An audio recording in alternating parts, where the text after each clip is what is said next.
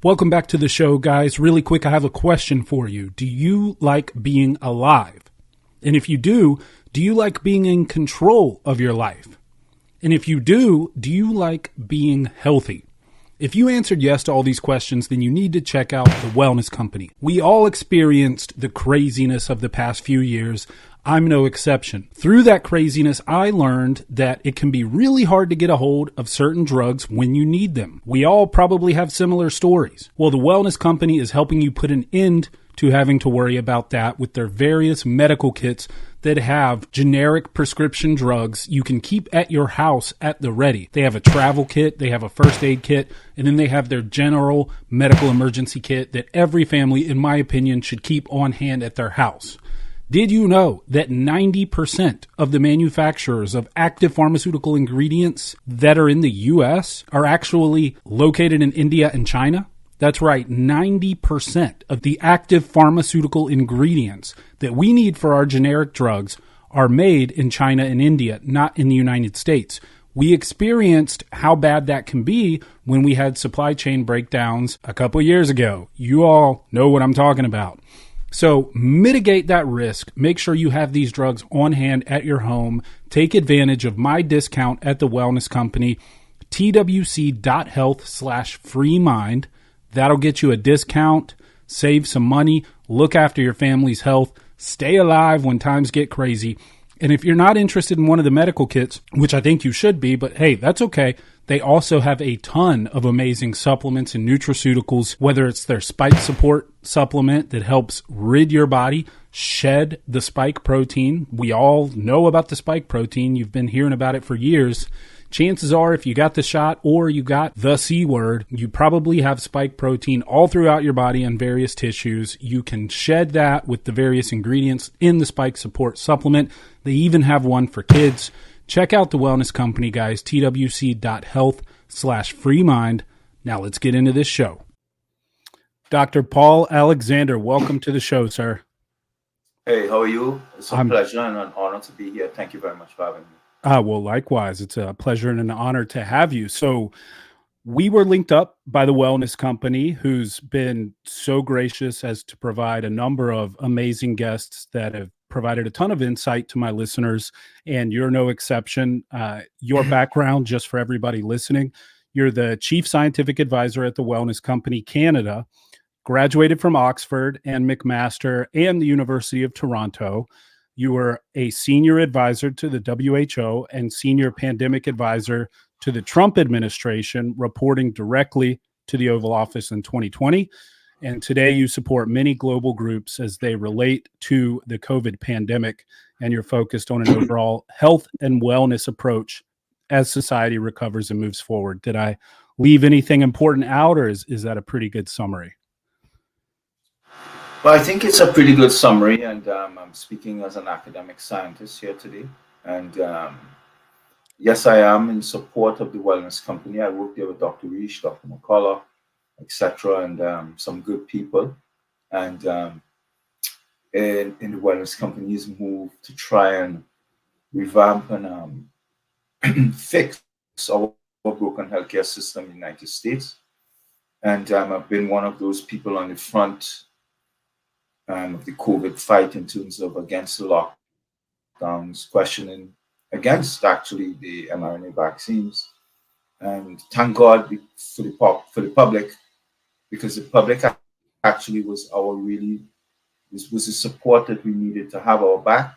Critical thinking people in the population actually turned out more versed and understanding of the science than the actual scientists.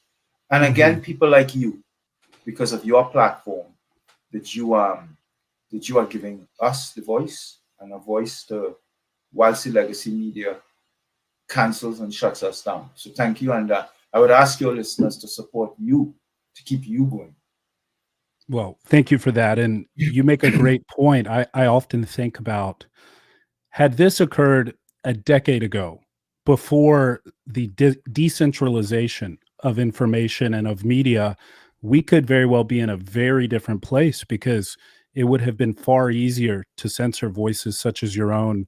You know, one example, I remember CBS, MSNBC, all of these outlets that sort of pander to the establishment and really offer up propaganda in many ways on behalf of them were saying that you had basically in an email said, let them get sick, and they were trying to paint this picture of you being some horrible person. And of course, when you elucidate further, it's very clear that that was actually along the lines of the Great Barrington Declaration and those who have advocated against lockdowns for the entire population. It was in support of protecting the sick and allowing those of us with strong functioning immune systems to actually bolster the path towards herd immunity so that we could move on with our lives. But they didn't portray it as such. Well, could I say something about that? Absolutely. Well, I mean, look, first of all, the listener needs to understand. So let's get the record straight, because I get asked this all the time. I bet. Let's get the record straight again. That first of all, we're operating in a political climate. Mm-hmm. I was initially appointed by President Trump and his administration. Then I became an actual federal employee of the U.S. government at the HHS. And what a lot of people didn't know is that for a while, a long time, I was not paid. I was not paid working for the U.S. government initially for a while, most of the time. That was a decision to frustrate me so I could leave Washington and give up and leave and go. And that was a deep state's decision. It was told to me straight. And I didn't quit.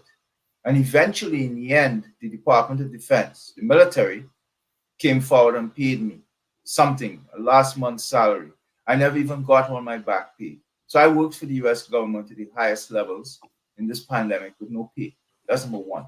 Wow. Number two, the Defense Department came forward and saw that, well, I mean, I was sitting in their meetings on Operation Warp Speed.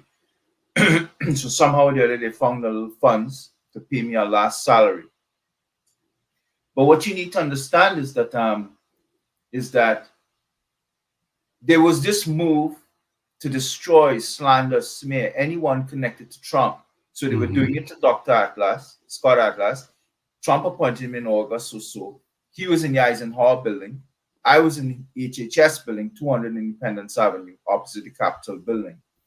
And they were doing everything to damage my name from on the inside, because I was banging away at Fauci, banging away at Burks, NIH, FDA, from on the inside. So I was hated for persona non grata. So what they decided to do was to take communications that we were having and leak it to the media, but just take a word and then write a story around it that was not what we wrote. So, for example, I was having communications with different people internally saying, well, I think, because I was asked my view. So as a scientist and understanding what was happening, I said, look, children bring their innate immune system to the table. And in a population, the children in a society provide tremendous protection to the society. It is the innate immune system of infants, children, young children, teenagers that cleans out virus and pathogen, takes the edge off of it, even if the load or the toxicity is too much, and leaves the acquired immune system to mop it up. So without the innate immune system in a society, we would be overwhelmed by pathogen. And my argument was simple, that children should not be masked because it was worthless. The masks never work, will never work. Those surgical cloth masks, etc. They were toxic. And my argument was, as we have done for all pathogen and for epidemics, outbreaks historically, is we look at the society and we know that elderly people in a society are immunosenescent. Their immune system is sluggish. They're old. It doesn't work the same. It's probably non-functional, actually. So we don't let elderly people be exposed to pathogen if we could avoid it. We don't even want to vaccinate elderly, and we don't, because their immune system, if they could not respond to the pathogen itself, how could we expect them to build an immune response and not even get sick if we are inoculating them with the actual pathogen too, because that's what we do. We inoculate them with a weakened version or a dead version, but some version. So we use the children, the infants, the young in a society to be exposed normally, naturally, and harmlessly, because their immune systems can deal with pathogen effectively. And we let them be exposed naturally and harmlessly as part of day-to-day living. I didn't say walk up to a petri dish full of virus and sniff it. I didn't say that. Right. I said let children live lives normally, go to school, be exposed, recover, develop natural immunity, and that will take us towards herd immunity, and we will be able to tame the pandemic. That's it. What these beasts, these moles from CDC and NIH planted in there, what they did was they leaked the lines of what I said. And they made the argument to the population, well, look, this Dr. Alexander Trump appointee, he wants to kill the American children. I never said that. And today, 4 years out, what does the data tell us?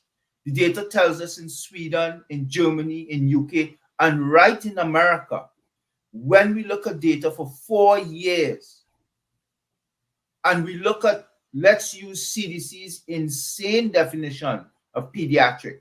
CDC says a pediatric is 0 to 21 or 0 to 19, which is insane. I know pediatric is 3 years old or 5 years old, but let's go with CDC's psychotic definition that a 19 and a 20-year-old is a pediatric child. Let's go with it. When we look at the data, 0 to 21 in America across 4 years, the entire span, we could find not one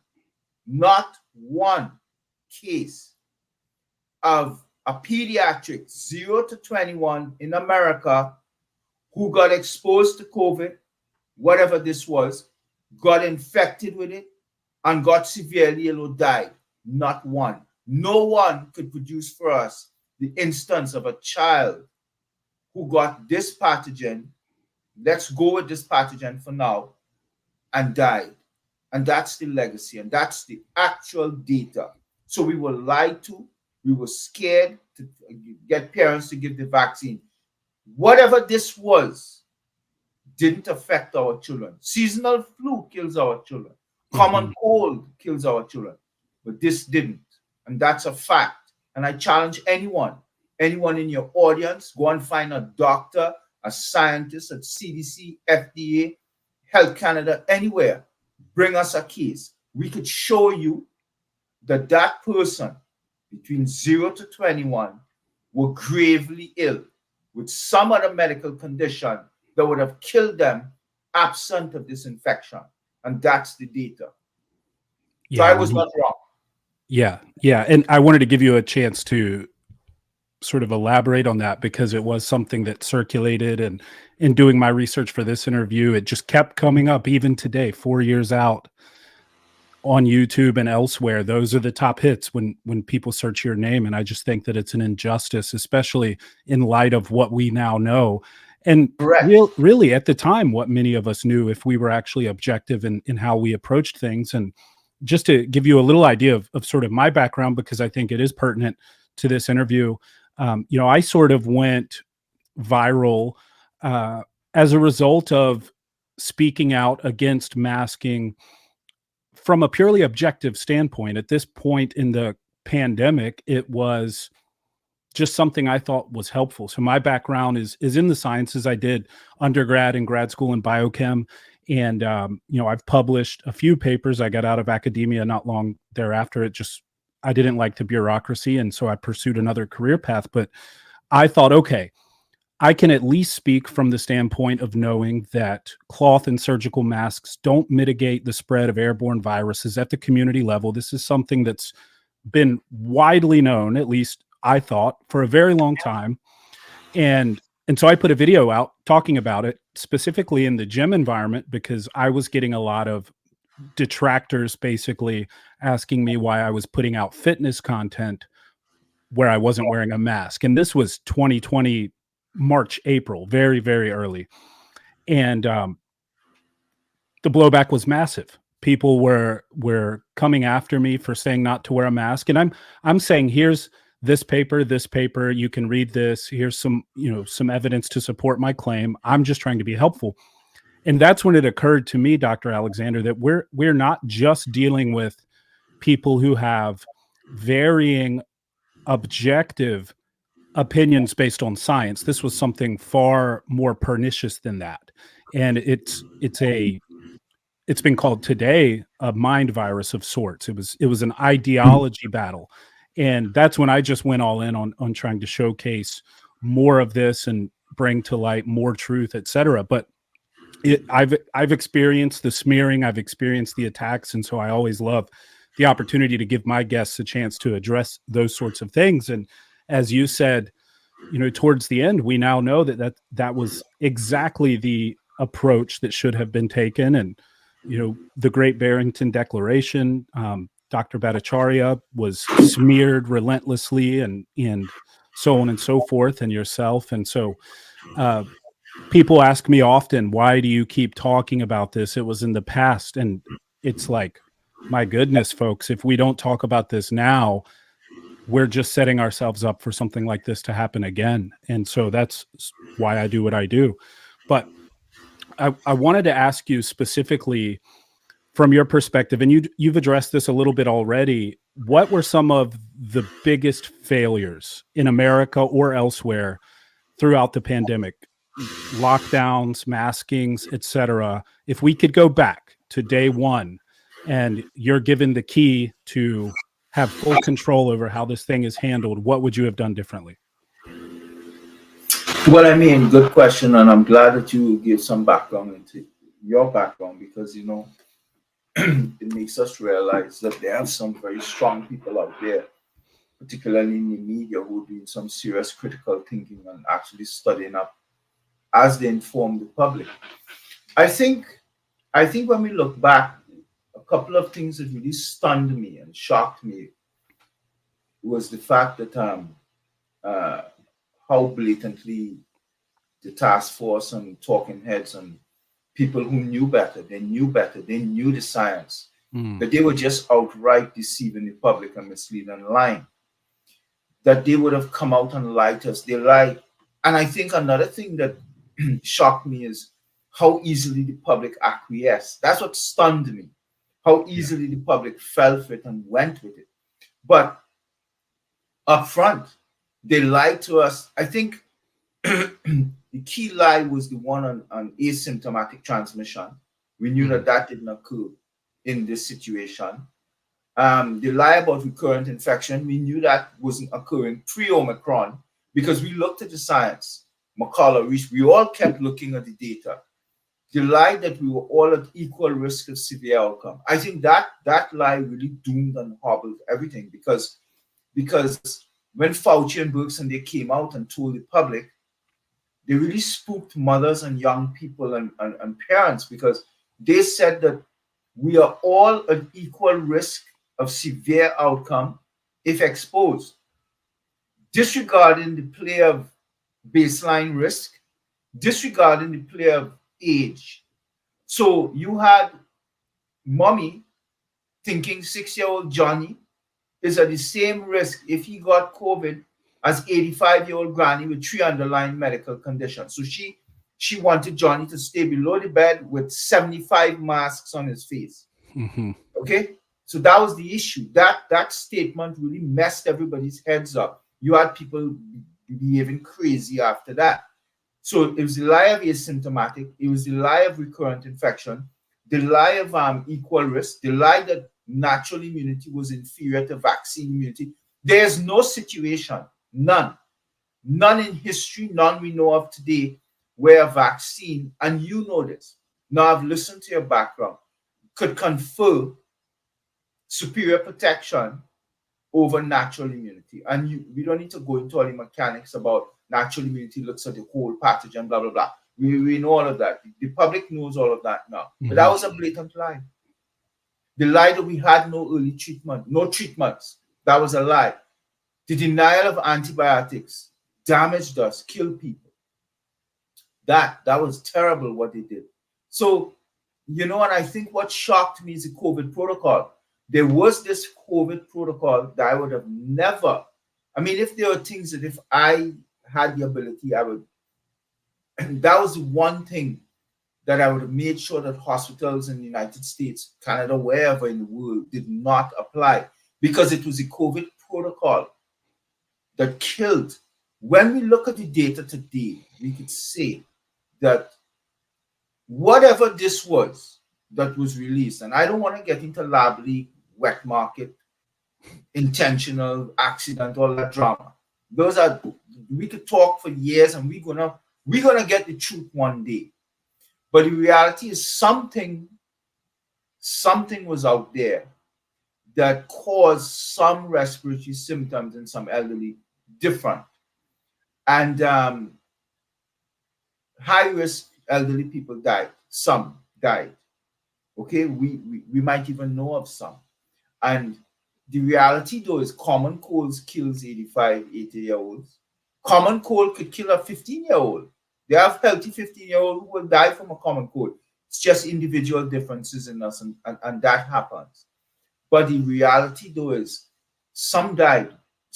Many died because of the collateral effects of the lockdowns.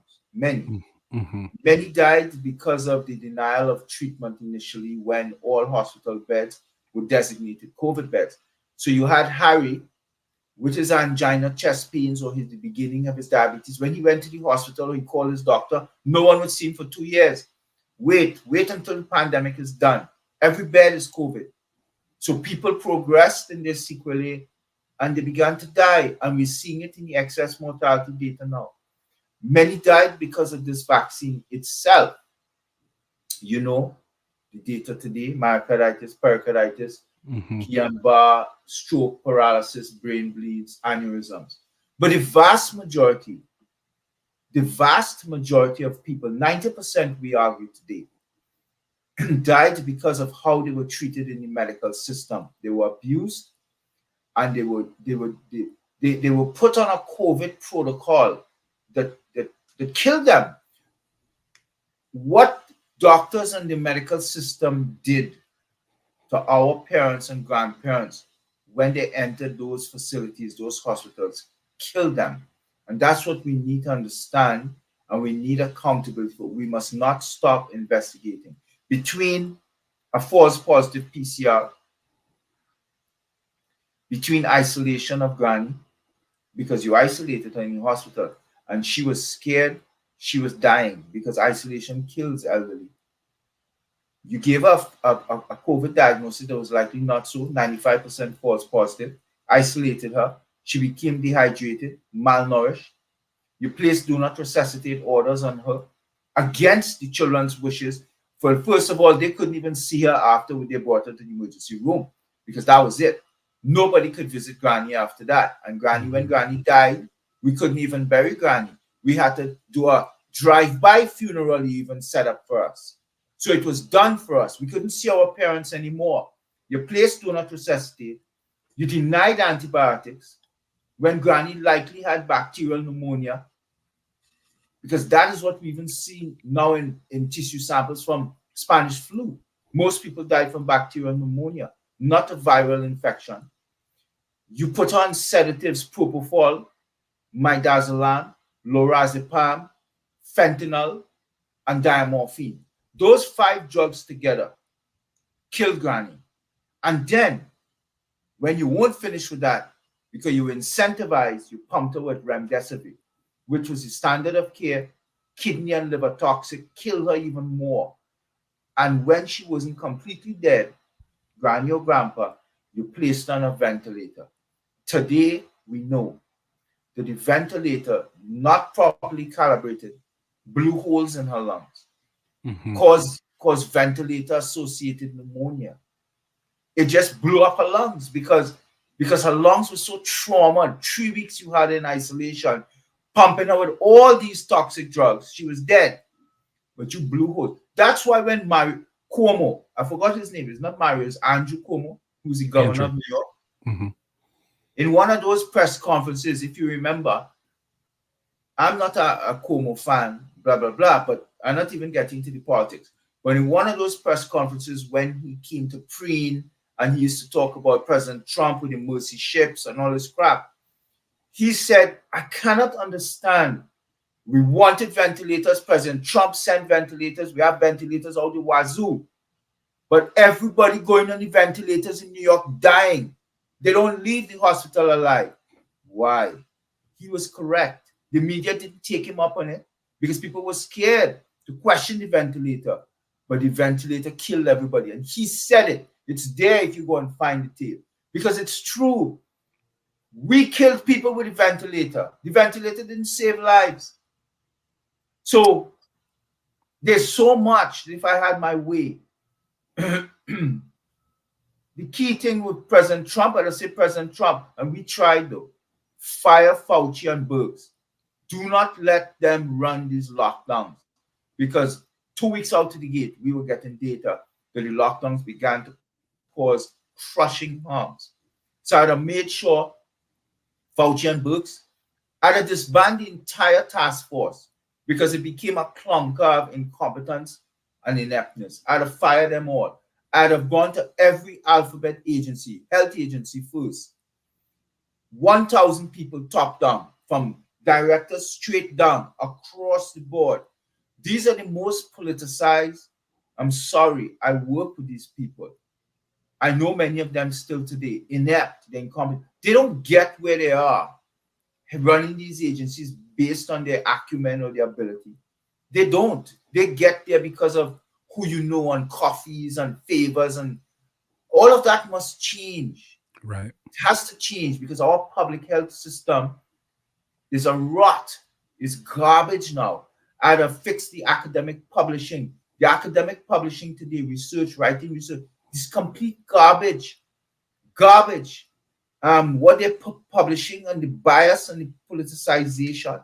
So there's so much to change, sir, that but again, we could only get there if we have a voice.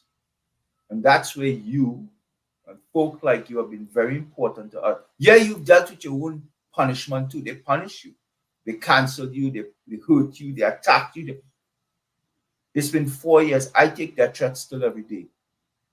I take their threats coming out of the United States, coming out of Canada. When I go certain places, we have to arrange security for me before I go. Sometimes we go on stage with